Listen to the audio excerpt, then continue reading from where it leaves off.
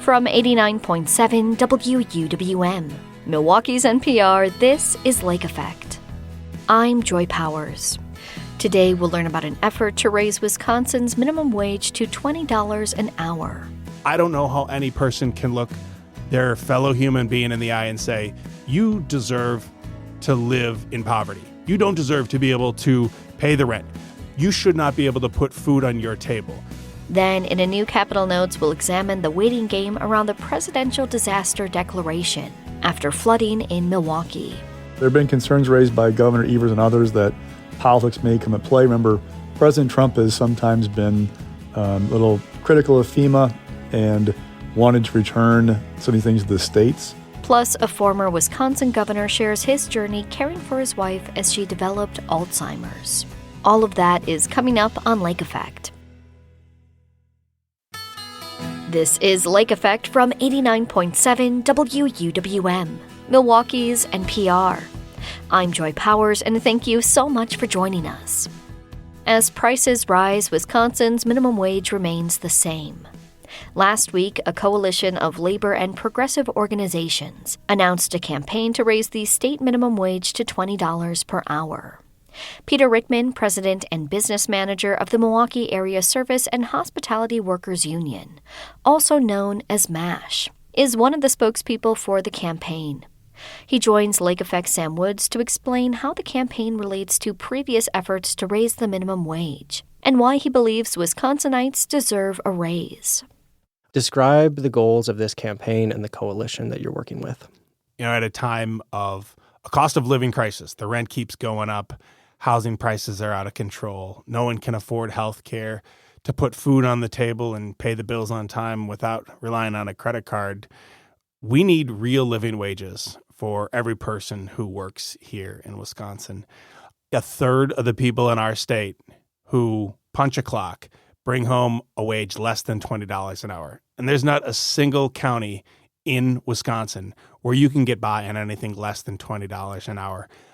Some smart folks at MIT, economic researchers, have determined that a living wage in Wisconsin for just a single adult starts at around $21 per hour. When a third of our workforce makes less than a living wage, we have an economic and social crisis that burns from Appleton to Abbotsford, from Milwaukee to Marinette, and everywhere in between. So people have come together here to build a movement for living wages and workers' rights for going on over a decade. It's time politicians do what every single one of us in the working class does every day. We go to work, we do our job, and we get things done. That's something that politicians, left, right, or center, Democrat or Republican, need to make their mantra. They got to take that lunchbox to work, and they got to come home at the end of the day having delivered for the working people in Wisconsin, the working class supermajority. That's passing a living wage law here, comprehensive living wage legislation by the end of this next legislative session. So when I saw the announcement for this campaign, I immediately thought of the Fight for 15 campaign, which was an effort launched a little over a decade ago to set the minimum wage at $15 an hour nationwide. But do you see this campaign as a continuation of that Fight for 15 effort? Well, the movement for living wages and worker power today absolutely builds on the work of the Fight for 15 in a union. I'm a veteran of that movement. I helped build that here in Milwaukee and nationwide, and MASH actually grew out of the Fight for 15 in a union. We carry on that work, just like the Fight for 15 in a union built on the struggles of folks in the labor movement for the decades preceding it as well. It's sort of ironic here that the Fight for 15 in a union 10 years ago and what we are fighting for with living wages and workers' rights today harkens back to a previous era of the labor movement 100 years ago. But if you take that demand for $15 an hour in November 2012, when we launched that campaign that became a movement, and applied it today using the most conservative estimates of inflation, it would be over $21 per hour. So the Fight for 15 in a union of a decade ago is the fight for 20 in a union here today. So I remember during the Fight for 15 campaign that there was this discourse around who deserves a higher wage. And this would often use terms like flipping burgers pejoratively, saying that someone who quote, flips burgers doesn't deserve to make $15 an hour because that job isn't, difficult enough, or you don't deserve $15 an hour because I don't see your work as important to society. So do you expect this kind of worker versus worker critique to come up again in this campaign? And if so, how would you respond? Sam, I grew up in the Catholic Church where we believe that all human beings are created in the image of God. And one of the most prime examples of this theological precept playing out in the day-to-day teachings is in the Catholic social teaching that actually coined the phrase living wage. All labor has dignity. All workers deserve a living wage. Whether you're changing bedpans and sheets in a nursing home, or you're flipping burgers, or you're doing something else that some person might deem more socially valuable, all of us deserve at least a living wage. And I don't know how any person can look their fellow human being in the eye and say, you deserve to live in poverty. You don't deserve to be able to pay the rent. You should not be able to put food on your table. You should have to mortgage your life in a spiral of credit card debt. I don't think there's a single person listening to this anywhere here in Milwaukee or across Wisconsin who could look their neighbor in the eye and say they don't deserve a living wage. And yes, if we raise wages for hotel housekeepers and home health aides, it's going to put upward pressure on the wages of those with college degrees who are working in entry-level white-collar jobs. We should celebrate that. We should not be pitting workers against one another. So we are loud and proud in this living wage movement and here in the Living Wage Coalition saying we need to set the floor for every person to be able to make a living wage. And we would celebrate the victories of other workers winning higher wages when we increase the bargaining power of all working class people. White collar, blue collar, pink collar, no collar, it shouldn't matter. This is a movement for all working people. This is not about charity for the poor. This is about solidarity across the whole of the working class. And when we come together to fight, we can actually win meaningful material changes and improvements in our lives. And we want that for every working person here in Wisconsin.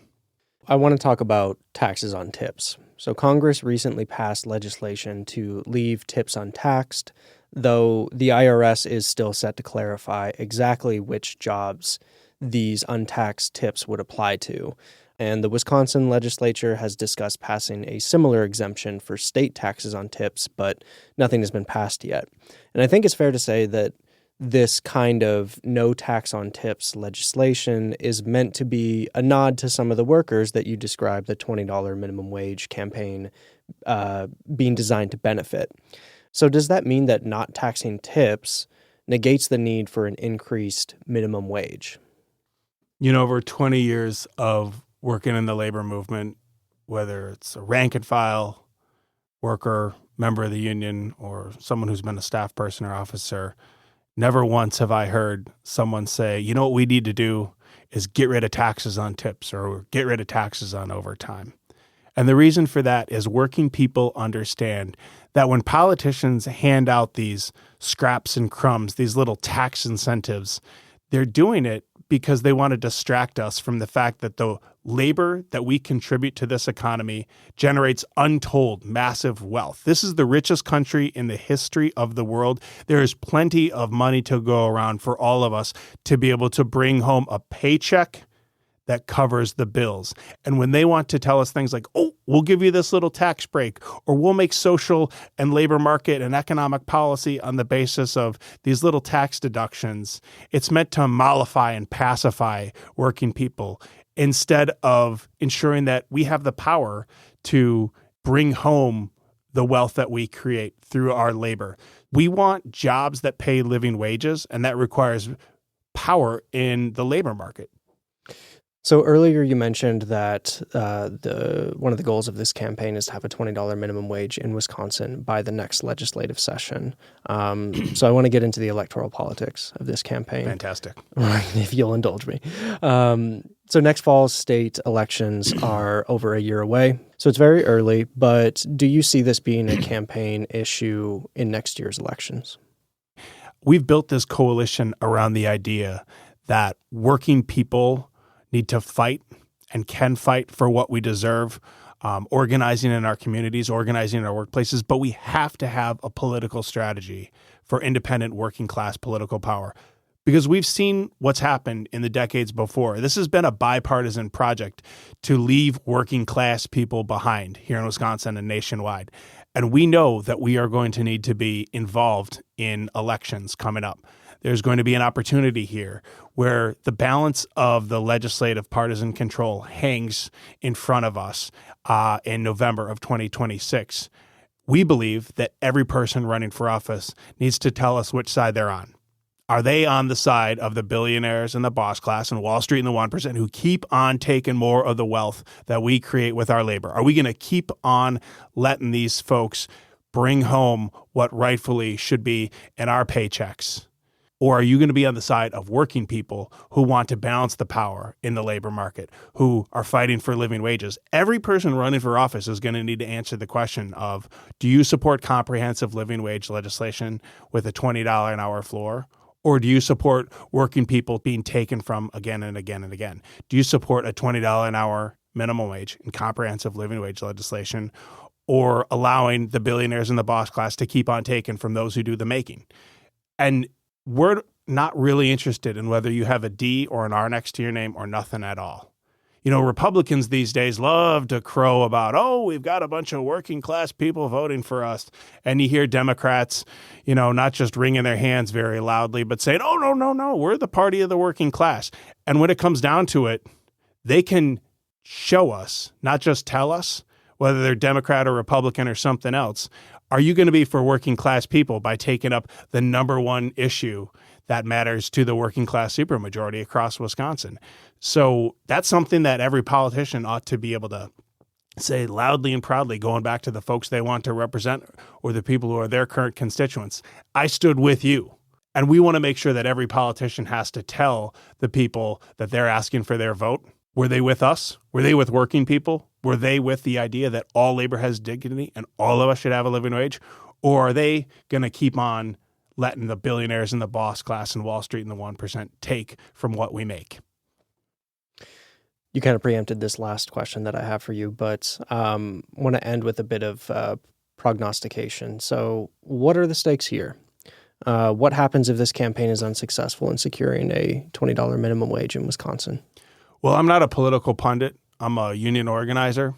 So to me, the stakes are working class people continue being left behind by politicians and businesses, employers, corporate interests, the wealthy. I think the stakes of this are whether politicians can look working people in the eye. Can they look the books of history in the eye and say, I stood up for and delivered for working class people. I was part of building the next middle class in Wisconsin. I was part of ensuring that service sector work, which employs the largest share of Wisconsinites today and the fastest growing jobs of tomorrow. I made sure that those jobs were good middle class jobs for working people from Milwaukee to Marinette, Marshfield, and Menasha, every city, town, and village, every county in between. That's the stakes for politicians. But the stakes for working people are whether at a time of rent and mortgage costs spiraling out of control, whether we're going to have roofs over our heads. The stakes for working people are that when you go to the grocery store and can get half as much to put food on the table for your family as what you used to 2 years ago, whether you're going to be able to take care of your spouse, your kids, your extended family with a decent meal. The stakes for working people are whether you're going to be able to pay the utility bills on time and keep the heat on in the winter or the AC on in the summer. The stakes for working people are whether we're going to live decent, dignified lives with good family supporting jobs, or are we going to be condemned to a life of poverty or near poverty when we are punching a clock, creating more wealth than what this country, this world has ever seen in its entire history? I think the stakes for working people should matter to politicians more than whether D or R has more seats than the legislature or hold on the governor's mansion. The stakes for working people are whether we can fulfill the promise and the social contract that once defined this great country and does not define it today, but can tomorrow, if politicians stand with working class people and say that no matter what job you do, no matter where you punch a clock, no matter where you bring that paycheck home, you're going to make a living wage. Peter Rickman, thank you so much for joining me on Lake Effect. Thank you, Sam.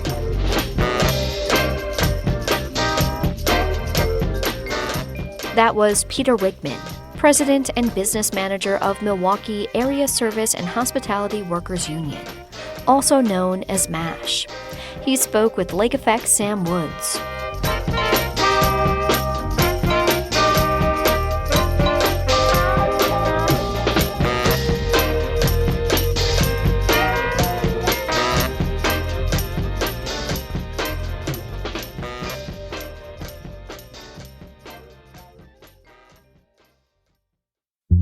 This is Capital Notes from Milwaukee's NPR. I'm Maayan Silver, speaking with J.R. Ross, editor of WizPolitics.com. Hi, J.R. It's the fall season, and after a short summer break, that means we're restarting Capital Notes. Thanks for being here. No, thanks for having me. Okay, let's start with something that's been on the minds of many people in Milwaukee. It's been a month since historic floods in the Milwaukee area. We're waiting to hear whether President Trump will issue a disaster declaration. That would open up FEMA support for people affected by the flooding. Vice President J.D. Vance was in La Crosse recently and said President Trump didn't know about it. What do we know about this now? Well, it is the president's authority alone to issue that declaration, so it's basically waiting on him. He's had it now for several weeks, I believe. We keep hearing from people like David Crowley, Milwaukee County Executive, others like calling on the president to issue the declaration. And if he does, it then would open the door to obviously some federal help for people impacted by the floods. But right now it's just a waiting game. It's just waiting on the president to make up his mind about what he's going to do.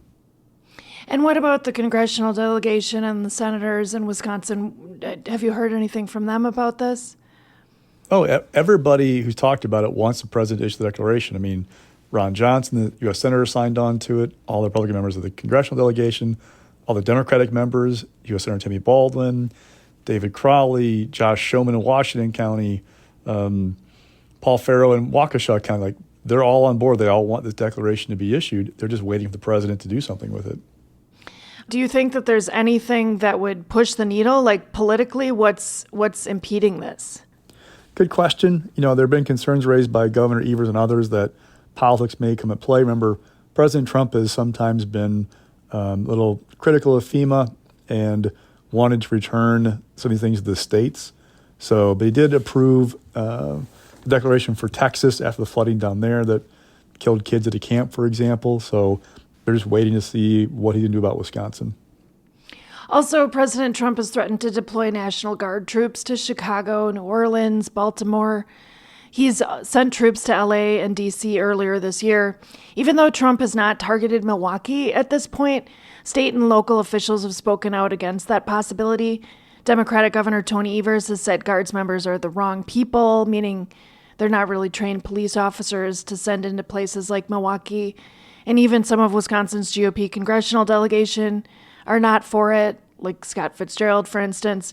How has this national conversation landed in Wisconsin? J.D. Vance, when he was in Wisconsin a while back, said basically, we want to be invited. He said he hoped Mayor Johnson would get some sense and ask the federal government to intervene, but they want to be invited. That's been their new kind of tone lately. They're not going to force this issue in a lot of places. They want to be asked to come in and help. And, you know, look, Milwaukee definitely has a crime issue. The top 10, I believe, in the country for violent crime per capita. But the president, after kind of making a lot of noise about going to Chicago against the will of locals, is now talking about going to New Orleans, Louisiana, a Republican governor down there, a little bit different scenario politically. So we're going to see, but right now we're not really somebody or someplace getting a lot of attention from the president on this push, which, you know, politically speaking, Republicans feel pretty good about, you know, having Democrats kind of, in their minds, defending crime. Now, looking at polling, people aren't real thrilled with the idea of the National Guard going into cities and you know, being a police force. But it also keeps alive this crime discussion, which Republicans feel like they have the upper hand on because Democrats, in their minds, don't have a good answer of how you keep people safe and safe from crime. What about people who say it's a dog whistle and it's impacting predominantly people of color in areas with disinvestment? in these majority-minority cities. Oh, yeah, that probably is reflected a little bit in the polling that showed that people aren't real happy about the National Guard overall. But Trump's kind of focused on his base and feels like he's got a good position to be in politically. Again, we'll see how this all plays out in the coming weeks and months. But Republicans aren't going to drop this anytime soon. Look at the strike against a suspected drug cartel boat outside the United States. Like, they're taking very much a forceful approach to law and order and doing things that are outside the norm. The question is, will people be happy with it, or will it start to come back to be a problem with the president politically? When you say people are unhappy with the Guard, you mean with the idea of sending Guard troops into cities? Yep, we've seen polling nationally has shown that people aren't really have the idea of the Guard coming in and being a police force. So now, there are folks in neighborhoods who are happy to see it because they feel safer. But I'm just talking about generally the political ramification, what the polling that we've seen on that issue so far.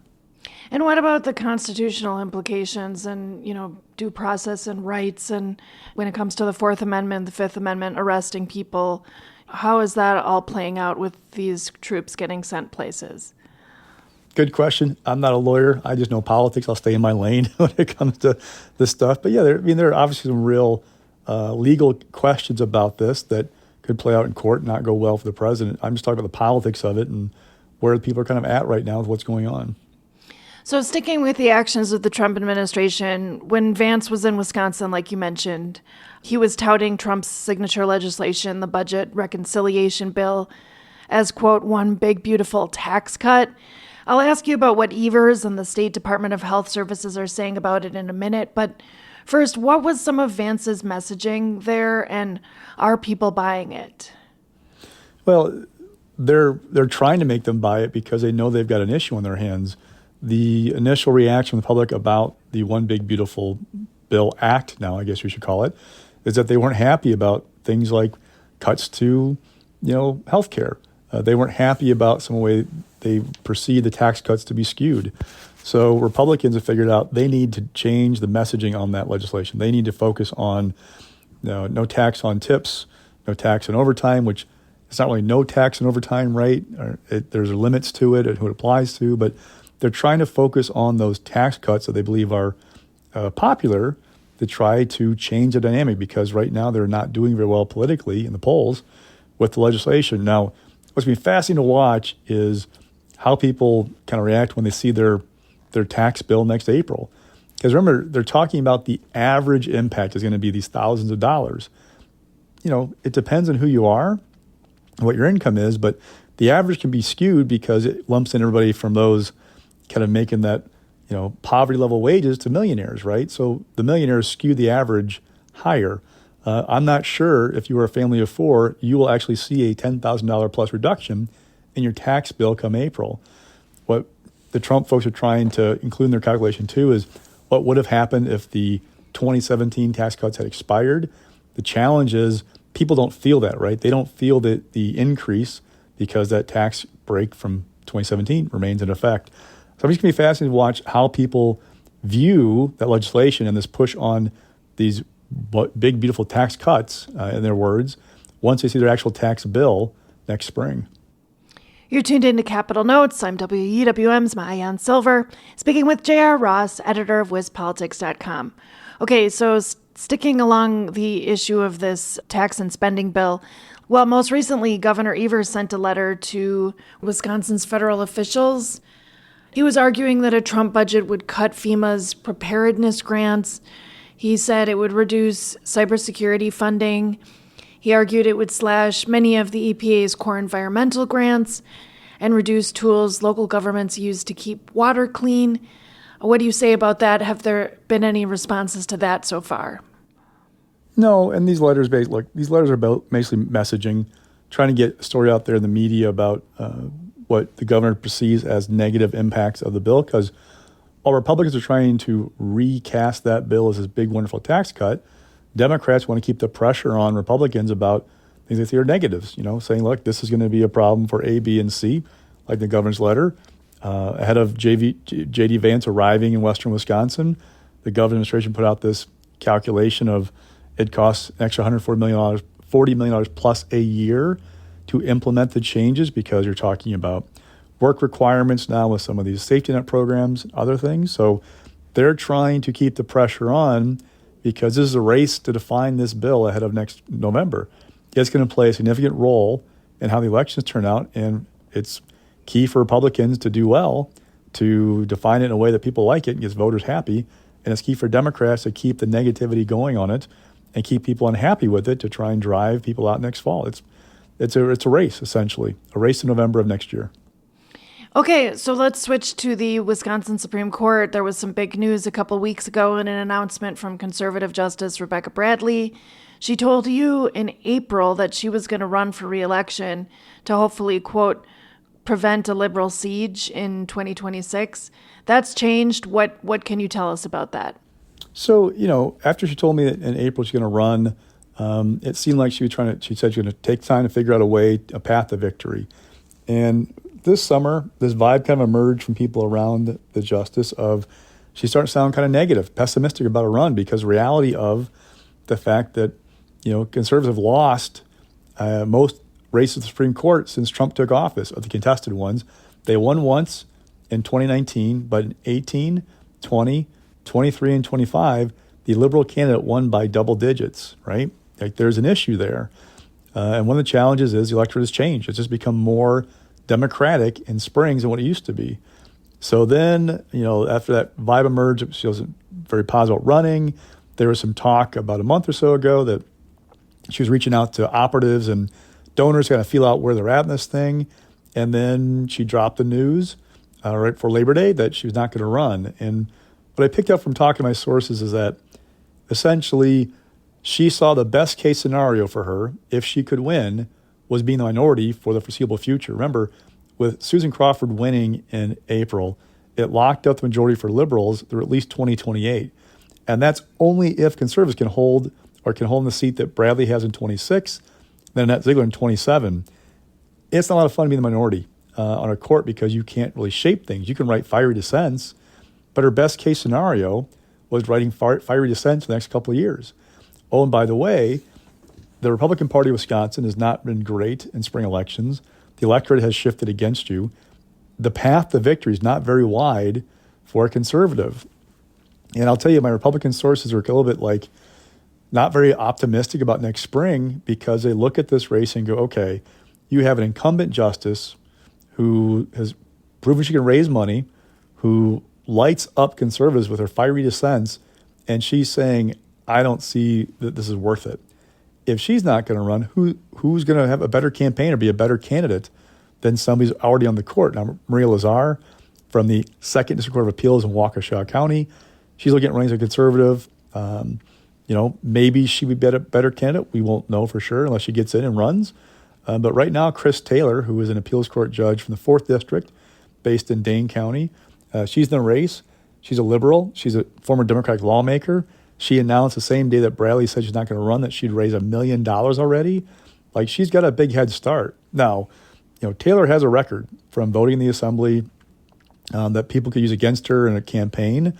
But you got to have a campaign. You got to have money. You got to have all the other things to really make that effort work. And there's some real questions about what kind of effort we're going to see next in the conservative side because, again, Rebecca Bradley was their best bet probably. Who's going to have a better campaign or raise more money than she could have? All right, well, staying on the law and courthouse train for a minute. Last week, lawyers for Milwaukee Judge Hannah Dugan set her case for trial for mid-December. That case is part of the Trump administration's push to confront state and local authorities who resist his immigration crackdown. Judge Dugan is accused of helping a defendant who's in the country without legal status avoid ICE agents who were there to arrest him. What are your thoughts on the recent developments in this case?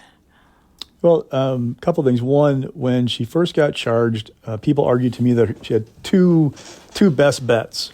One was Adrolin Edelman, who was a federal judge in the Eastern District, former Democratic lawmaker, kind of felt like he's one of the more liberal members of the federal judiciary in Wisconsin. She got Edelman. Well, Edelman rejected her claim of judicial immunity, seemed to derail the entire thing. So that didn't work out. The second thought was, well, can she delay this long enough? Because, remember, this is a big push for the Trump administration. Well, the next president, whoever that's going to be, be as passionate about trying to pursue charges against a Milwaukee County judge, federal felony charges. There's a thought that if you can delay this through appeals and dragging things out, that it might go into 2029. There'd be a new president. He or she may not care about this case. It might be dropped. Other questions that people have raised to me are, okay, what's going to happen with a jury trial? I mean, that's assuming no appeals, right? You see the option to appeal Edelman's ruling about judicial immunity. If we go to trial, look, federal prosecutors in Washington, D.C. have had trouble getting indictments to stick against people related to stuff going on with the immigration push or the kind of like use the National Guard in Washington, D.C. Is a jury going to be as passionate as President Trump is about felony convictions for a judge over this? It's going to be an interesting question to watch. Will the jurors get asked about their politics, their views of Trump, about the immigration? There's a ton of layers. This case will make it really fascinating to watch how it plays out. And two, again, will there be some appeals that could drag this thing out beyond this expected trial date in mid-December? All right, a lot of questions there. Thanks for the insights, JR, and thanks for joining me on Capital Notes. Anytime.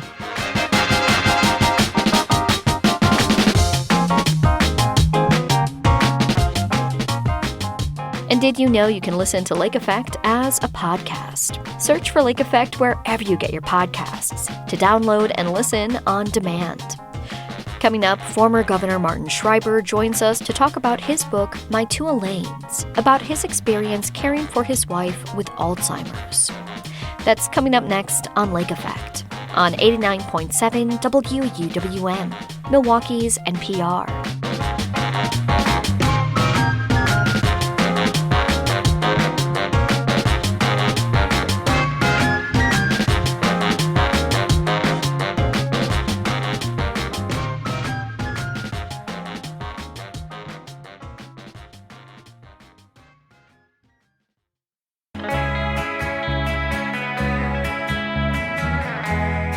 You're listening to Lake Effect on 89.7 WUWM.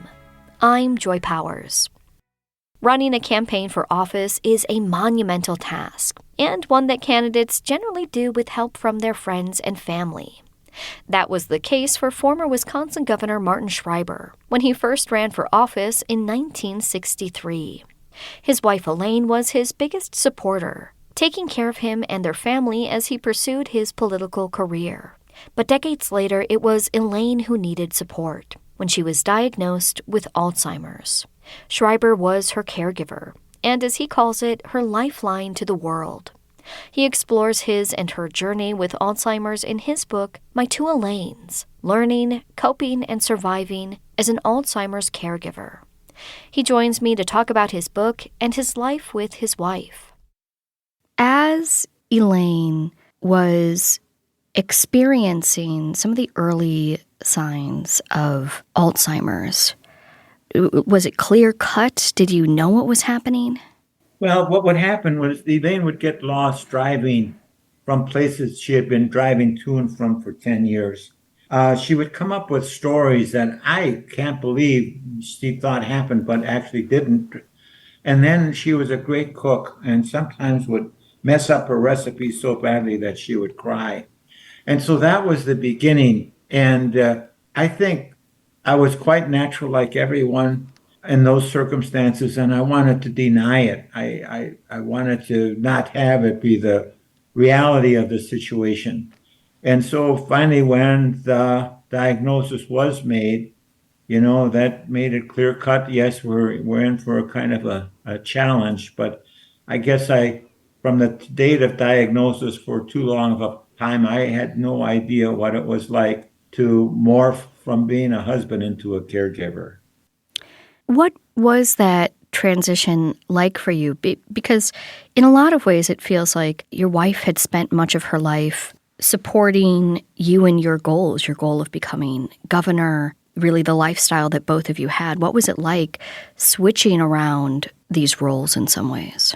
It was very difficult. Not the matter of helping Elaine with just living. That wasn't the tough part. The tough part was knowing that this person who once was is no more. The tough part was getting to the understanding intellectually in my mind that I had to let go of this wonderful, wonderful person who once was in order for me to embrace the person who now is. It was just so, well, excruciatingly painful. And what happened is I just tried to keep her in my world as much as I could. I would argue with her. She would say, "How are my parents?" I'd say, "Well," I said, "Elaine, they're both dead." "Well, no, they're not," she said. I said, "Elaine, they're both dead." Well, I began to understand that I had to join her world. And so when she asked me next time how her parents were, I said, "They're doing well." I said, "Your mom likes her work at church. Your dad likes his." "Oh," Elaine said, "that makes me feel so good." Well, that's what I call therapeutic fibbing, to understand joining their world. And as far as therapeutic fibbing is concerned, it helped our life. But I also want you and the listeners to know that I tried therapeutic fibbing the first year of our marriage, and it didn't go so good. But no, the transition is really tough. And so I wrote the book because there's my two Elaines, but there's also my two Martys.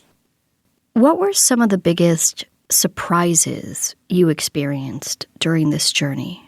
I think the biggest surprise was how lonely, how difficult it is to be a caregiver, lonely.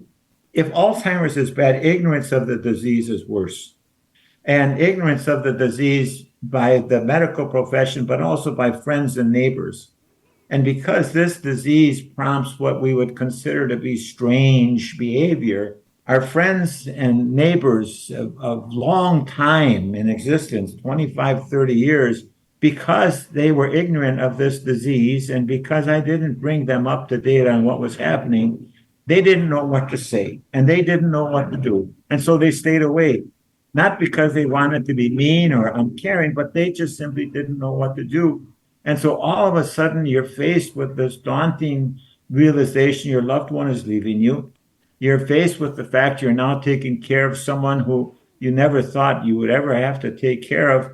But in the meantime, then you're going through that and you're feeling deserted, abandoned by friends.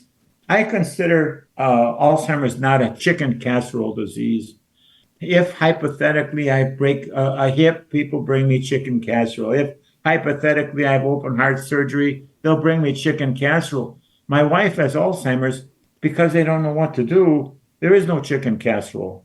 And sometimes they may realize that there should be room for a chicken casserole. Well, a hip heals. Heart failure can be made better. Alzheimer's, it's regressive. And so I may need a chicken casserole today, but I'm going to need chicken casserole 3 times more in a week from now, and 7 times more needy in a year from now, and even more needy in 5 years from now. So the goal was the book is to try and help caregivers understand this transition and how we've got to be able to let go of this person who once was and also change our whole outlook on things and embrace a new reality. And that's very difficult. Yeah. I mean, that's asking people to kind of upend often everything they think about themselves, their relationships, both with the person who has Alzheimer's and their community at large. One of the things that is really interesting about your book is you pull out a lot of different tips. So different things that you wish you knew as you were going through this process. What are some of the big tips that come to mind that you go, I just wish I had known about this resource, about needing to do this?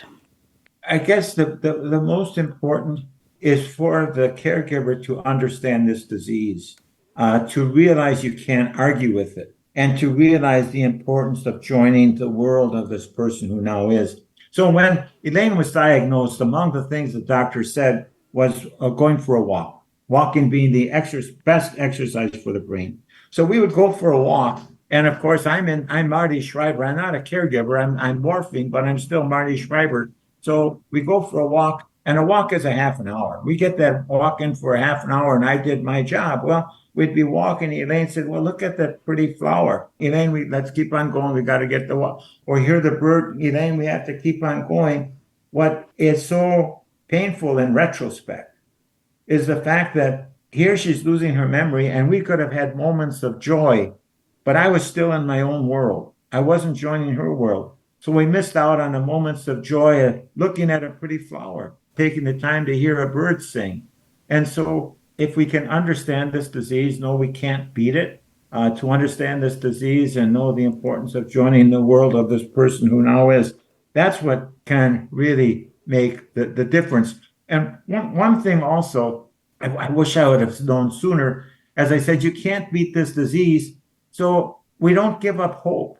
But why not? Why can't we give up hope? Well, the reason we can hang on to hope is even though we can't beat this disease, but we can make the determination to do something which is very realizable, and that is help our loved one live their best life possible.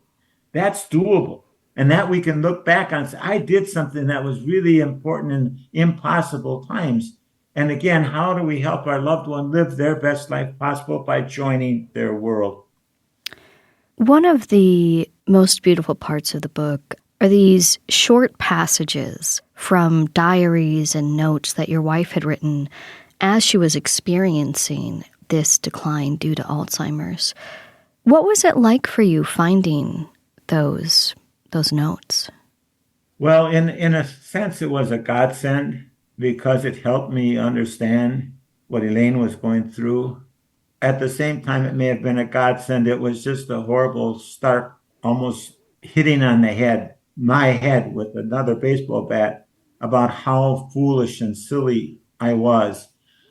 And when I read her notes and journals, I want you to know that we had prayed together and we had cried together. But until I read her notes, I never understood the courage that it takes to be diagnosed with this illness and go forward.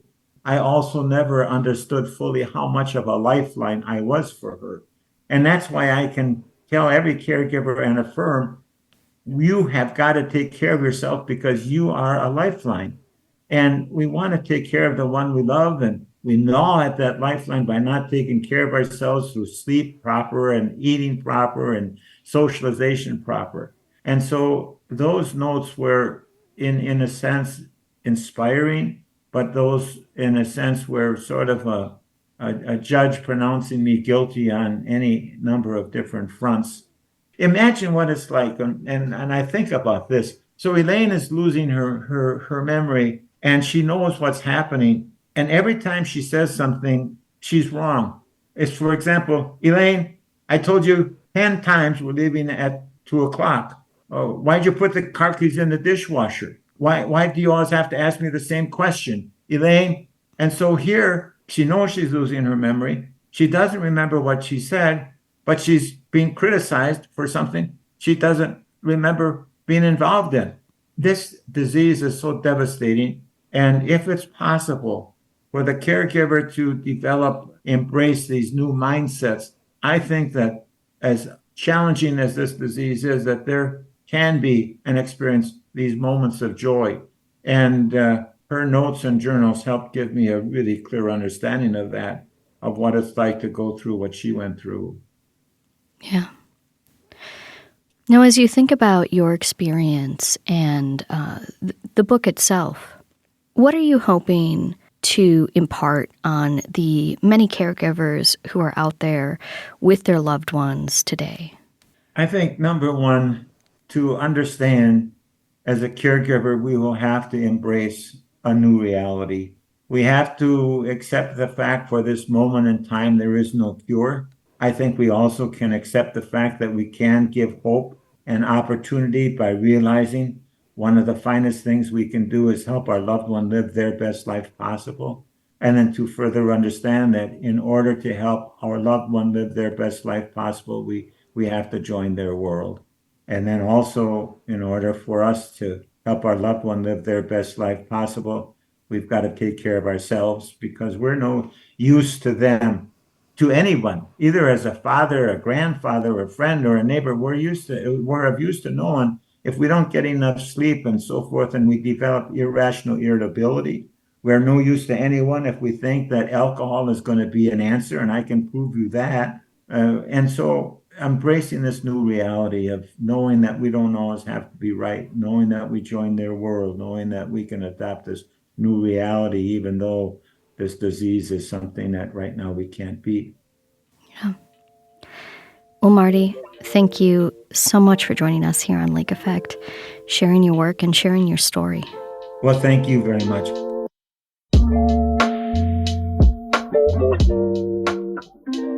Martin Schreiber is a former governor of Wisconsin and the author of My Two Elaines, Learning, Coping, and Surviving as an Alzheimer's Caregiver.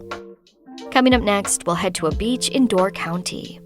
They say that there's only like 4 or 5 beaches in the entire world that are similar to this one. We'll tell you why next on Lake Effect on 89.7 WUWM, Milwaukee's NPR.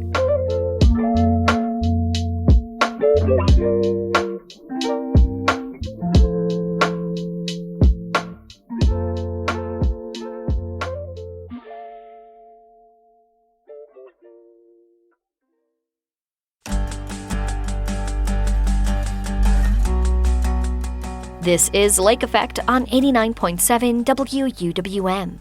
I'm Joy Powers. As summer comes to a close, we'll take you on one last trip to the beach. This one is in Door County, and the big draw isn't the water you swim in, but what's on shore. Here's WUWM's environmental reporter Susan Benz, reporting from Schoolhouse Beach. It was a late summer's Sunday afternoon when I stepped onto Schoolhouse Beach along the northwest coast of Door County's Washington Island. The beach is nestled at the base of a protected harbor, the island's original fishing port, I'm told. Vessels have long since given way to children testing the water, while teens try to achieve the perfect cannonball off the bright orange raft. But it's the stones that are most captivating, white and smooth as silk. They blanket the beach and stretch into the water as far as the eye can see. You won't get any of that annoying sand because it's all rock. It's all rounded, bright white rocks, about the size of potatoes, rounded by the waves. Beautiful. That's Jim Rose. Do you remember when you first came here? I moved to the island in 77, actually. Probably didn't come to the beach till, I don't know, maybe the next summer. Rose came to Washington Island for his first teaching job and never left. He taught high school math and science over his 35-year career. When we first moved here, I thought like, oh, what a little dinky place. I'll get some experience on my resume and then it'll be onwards and upwards, something bigger and better. But by the time that happened, we fell in love with the place and here we are. Schoolhouse Beach has a lot to do with that decades-long love story. There are cliffs on the edges here that the waves break rocks off of and they roll them in. And by the time they get here, they're rounded. And they're dolomitic limestone, if you really want to know. Washington Island falls within the Niagara Escarpment. It's a massive 650-mile-long bedrock ridge that sweeps from eastern Wisconsin through the Upper Peninsula into southern Ontario, ending in western New York near Niagara Falls. The geological phenomenon was millions of years in the making.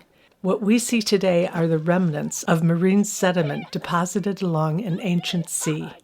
That includes nearby Boyer Bluff, the source of Schoolhouse Beach's stones. The massive cliff rises 140 feet above water. Over time, wind, water, and the cycles of seasons chip away at the massive cliff, occasionally sending huge chunks of limestone into the waters below. Over the centuries, chunks break down, and eventually one stone polishes the other before settling at Schoolhouse Beach. That's why, Jim Rose says, Washington Island asks visitors to enjoy the stones where they belong, not take them home. Yeah, well, people would come down here with like a truck and load up a truckload and then go home and build like a fireplace or something like that. And that really was, would deplete them in a hurry. Tourists take 1 or 2 here or there. That's not as big of a deal, but still everyone counts, Washington Island is a special place. Would you call this one of its most special spots? This is, yes. I would certainly agree with that. They say that there's only like 4 or 5 beaches in the entire world that are similar to this one. Did you come down here during the middle of the day? I didn't. What happens then? Oh, there are times where you have to zig and zag your way from the parking area to the water to get, because there's just so many people. It's incredible the number of people that come here. But this is the quiet time of day at Schoolhouse Beach. Rose says he might not be as fast as he used to be, but he'll take his daily dip, including a dive off the raft, through mid-September and pick up again next June. How's it feel? Nice. Good. That's all the encouragement I need to test the water for myself. Susan Bunce, 89.7, WUWM, Milwaukee's NPR.